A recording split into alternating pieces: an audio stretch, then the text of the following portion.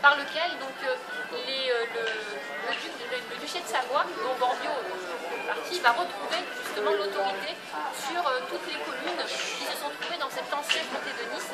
Alors l'ancien comté de Nice, ce terme va apparaître au XIVe siècle, mais au départ l'on évoquera, un peu plus tard, pardon, pas XVe siècle, mais au départ l'on évoquera davantage le duché de Savoie. Alors, pourquoi finalement cette signature du traité d'Utrecht et pourquoi donc ce retour de la souveraineté publique de Savoie? Eh bien, parce que dans les années 1705-1706, eh bien, les troupes de Louis XIV vont en général, on va dire, démanteler différents châteaux du XVIIe siècle où on va évoquer justement cet art, ce style baroque. Alors, le terme même du baroque, pour parler d'un art, sera utilisé bien plus tard, même bien approuvé, donc on va dire approuvé, toléré donc au XIXe siècle, mais au départ finalement, au tout début, eh bien, le terme de baroque qualifiera finalement quelque chose d'étrange. Il ne s'applique pas jamais à l'art en fait, hein. Donc quelque chose de bizarre, d'étrange qui allait perturber. Et finalement, donc, au cours des siècles, il va y avoir une évolution, tant et si bien qu'aujourd'hui on parle de tout un art, de tout un style baroque, de par les tenues, mais également donc, tout ce qui est architecture, certains fauteuils également, ce qui est moulure, les gypseries, les dorures, que l'on va retrouver, du moins en partie, à l'intérieur de l'édifice. Alors une façade, comme vous pouvez le voir, qui est tout à fait remarquable, en trompe-l'œil, qui n'est pas d'époque. Puisqu'à l'époque, en général, on travaillait davantage la pierre, on utilisait bien entendu de la peinture, du trompe-l'œil, mais essentiellement, hein, on allait tailler donc, tout ce qui était donc, entablement, c'était des corniches, hein, là où vous voyez écrit Saint-Bartholoméus, et bien donc c'est deux corniches que l'on appelle l'entablement, donc normalement sont sculptées, taillées dans la pierre. Alors ici, donc, nous avons affaire à une façade qui est très récente puisqu'elle a été inaugurée en 2010.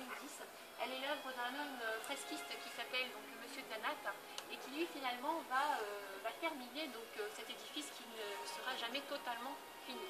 Pourquoi? Eh bien donc en 1683, les maçons de Sospel, puisque ce sont eux qui vont venir travailler ici pour la construction de cette église, eh bien, ces maçons ne seront jamais payés, tant et si bien qu'ils laisseront donc, le chantier, laissant justement donc, la façade inachevée.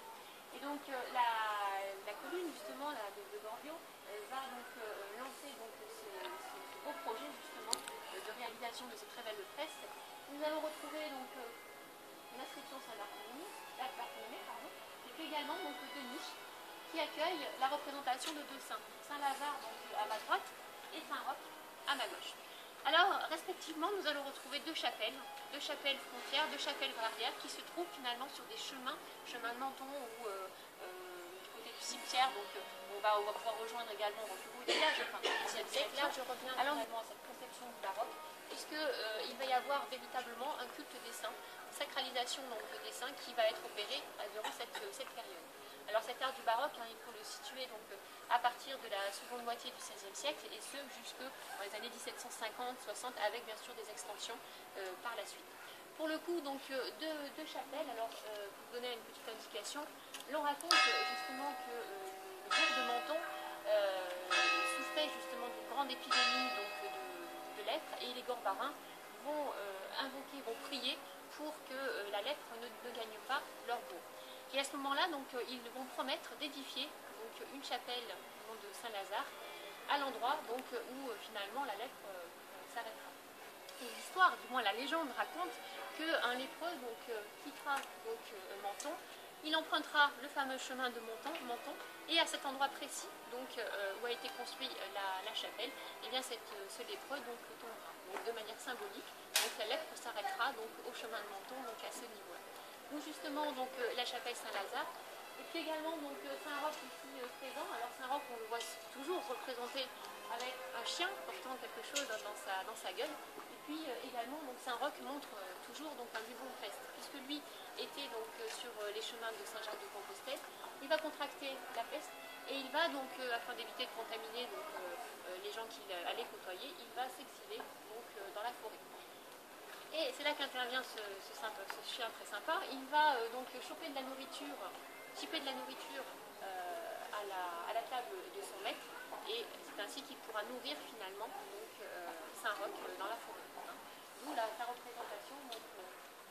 Alors si vous vous rendez également basilique Saint-Michel, hein, c'est un détail, c'est un exemple, pardon, mais basilique Saint-Michel à Menton, vous retrouverez également